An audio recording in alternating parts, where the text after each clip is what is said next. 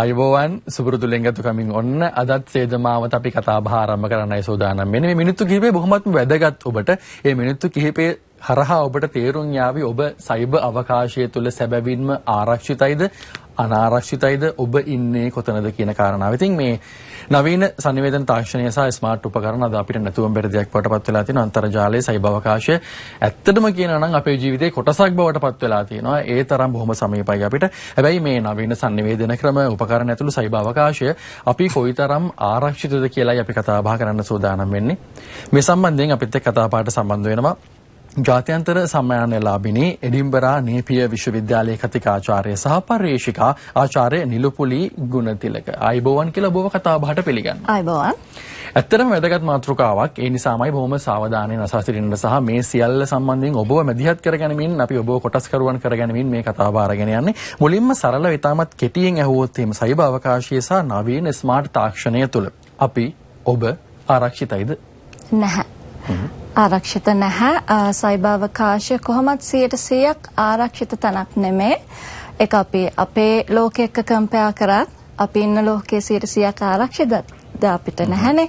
ඒ වගේ තමයි සයිබර් අවකාශයත් අපිට ආරක්ෂිත නැහැ. හැබැයි අපි ආරක්ෂිතව ඉන්න වග බලා ගන්න ඕනේ.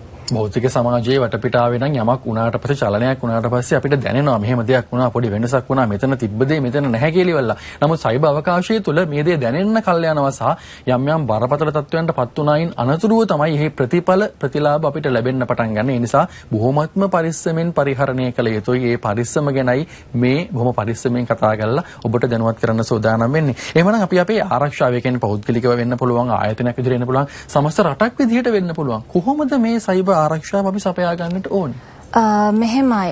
දැන් අපි දන්නවනේ සයිබර් අවකාශය ආරක්ෂාමනේ භෞතික සමාජය වගේම. එතකොට අපිට පුළුවන් අපි පුද්ගලයෙක් විදිහට අපේ දැනුම වැඩි කරගන්න සයිබර් සිකියුරිටි සම්බන්ධයෙන්, සයිබර් ආරක්ෂාව සම්බන්ධයෙන් සහ අපි පරිහරණය කරන ඩිවයිසස් අපි හැමෝටම ස්මාර්ට් ජංගම දුරකථනයක් මේ වන විට තියෙනවා. එතකොට ඔයගලන්ට පුළුවන් ඒවල සෙටින්ග්ස් වලට ගිහිල්ලා මොනවාද මේ සිකියුරිටි වලට දීලා තියෙන ෆීචර්ස්, මොනවාද දීලා තියෙන ටූල්ස්. එතකොට ඔයගලන්ට පුළුවන් ඒව එනේබල් කරලා ආරක්ෂිත වැටක් ඔයගලන්ගේ ඩිවයිස් එකට දාගන්න. එතකොට අපිට අපේ ගෙවල් වල අපි ගේට්ටු දාලා තියෙන්නේ. එනකට ගේට්ටු වලිනුත් හොරන්ට පැනගෙන එන්න පුළුවන්. එනකට අපි දන්නවා යම් කිසි විදිහකට අපි ආරක්ෂිත වටපිටාවක් හදාගෙන තියෙනවා අපේ ඩිවයිසස් වලට. ඒ තමයි අපි සාමාන්‍ය ජනතාව විදිහට අපිට ගන්න පුළුවන් ක්‍රියාමාර්ග.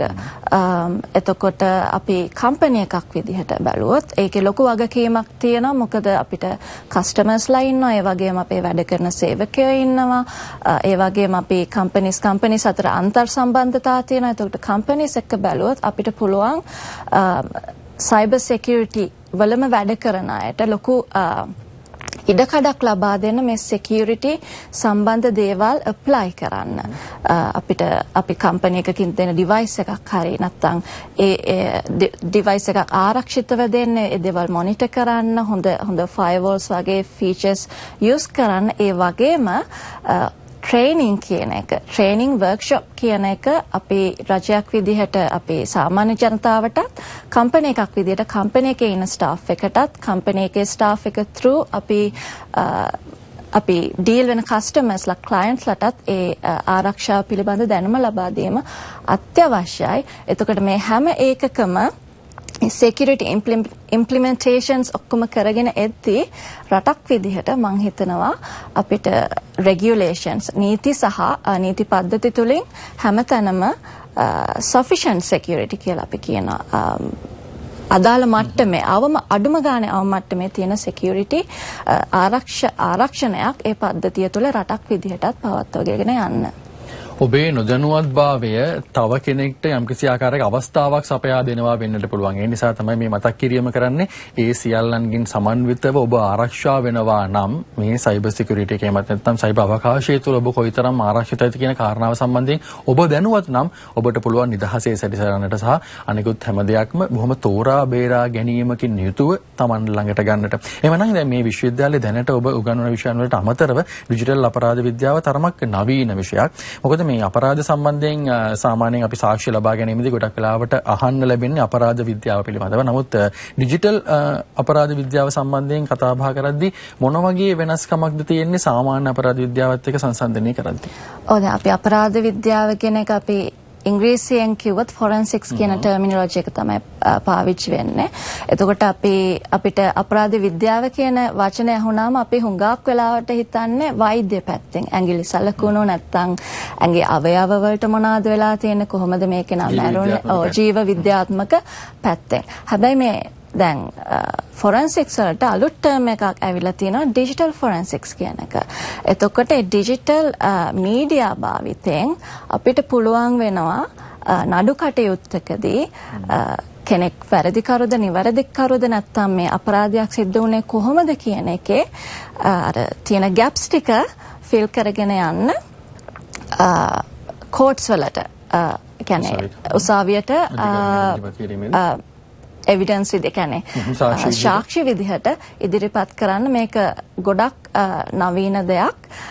එතකොට ඒ ගැන මම දැනට පරීක්ෂණ කරනවා, ඉගෙන ගන්නවා ජාත්‍යන්තර පොලිසිය සමග. ඒ කියන්නේ අපි ඉන්ටර්පෝල් කියලා කියන ඉන්ටර්නැෂනල් ක්‍රයිම් පොලිස් ඕගනයිසේෂන් ඒක සමග සම්බන්ධ වෙලා අපි ට්‍රේන් වෙනවා. ඒ ගත්ත දැනුම ලෝකයේ හැම රටකම වගේ ස්ටුඩන්ට්ස්ලා ඉන්නවා අපේ යුනිවර්සිටි එකේ. එතකොට දැන් ඔයගලන්ට පේනවා ඇති මේ ස්ක්‍රීන් එකෙත් මම විතරයි ෆීමේල් කෙනෙක්ට ඉන්නේ. ඉතින් එතනිනුත් අපිට ගොඩක් පේන මේ සයිබර් සිකියුරිටි කියන ඒ කියන්නේ මේ ක්ෂේත්‍රයේ කාන්තා දායකත්වය බොහොමත්ම අවමයිද නැත්නම් උනන්දුවක් උත්සාහයක් නැද්ද? ඒ දෙකම මම හිතනවා. එකක් ගොඩක් අඩුයි. මම හිතන්නේ STEM සබ්ජෙක්ට්ස් වලිනුත් බොහොම අපි STEM සයන්ස් ඉංජිනේරින්ග් ඔය පැත්තටත් 20% විතර තමයි කාන්තා දායකත්වයේ දැනට තියෙන්නේ. සයිබර් සිකියුරිටි කියන එක ගත්තාම මම හිතනවා 5%කටත් වඩා අඩුයි. ඉගෙන ගැනීම විතරක් නෙමෙයි ඊට පස්සේ ඉගෙනීමෙන් පස්සේ දායකත්වය ක්‍රියාකාරීව ලබා දෙන කාන්තා නියෝජනය ඉතාම අඩුයි. හැබැයි මම හිතනවා කියන්නේ අපි හොඳ සමාජයක කියන්නේ අපි ක්වොලිටි කියන සමාජයක හැම ශාස්ත්‍රයකම 50% දායකත්වයේ තියෙන්න ඕනේ හැම තැනකම.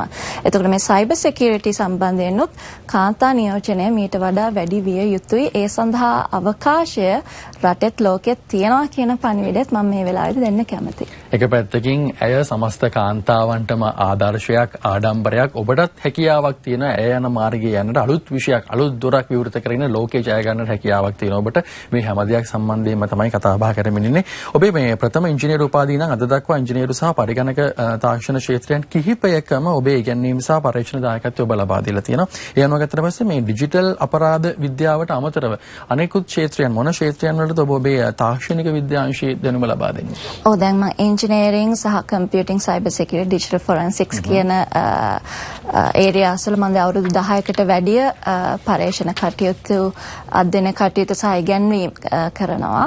එතකොට ඊළඟ මගේ PhD රිසර්ච් එක ගොඩක් බේස් වුණේ side channel attacks කියන එක සම්බන්ධයෙන්. ඒක අපි ඕනම device එකක අපේ තියෙන electromagnetic field එකක් අපේ power එක වෙනස් වෙන විදි ඒ විදිහ ඇනලයිස් කරලා අපිට පුළුවන් වෙනවා සමහර attackersලාට පුළුවන් වෙනවා අපේ ඇතුලේ තියෙන encryption key වගේ දේවල් attack කරන්න. ඉතින් අපි එතකොට මුලින් පරීක්ෂණ කරනවා එහෙම කරන්න එහෙම vulnerabilities තියනවාද කියලා. ඒකට side channel attacks, IoT කියලා දැන් emerging field එකක් තියෙනවා, Internet of Things.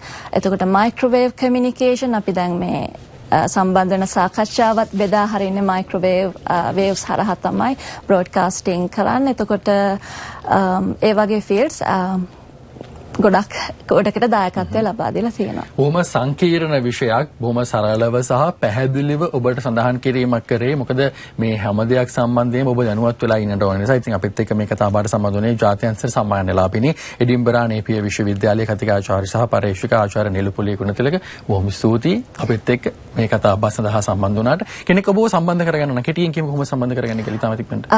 අන්තර්ජාලයට ගියොත් ඩොක්ටර් නිලුපුලී ගුණතිලක කියලා ටයිප් කරොත් මගේ common social media platforms වල තියෙන profiles හරහා මමත් මගේ කණ්ඩායමත් ඔබට සම්බන්ධ කරගන්න පුළුවන් කිසියම් උපදේශනයක් අවශ්‍ය නම්.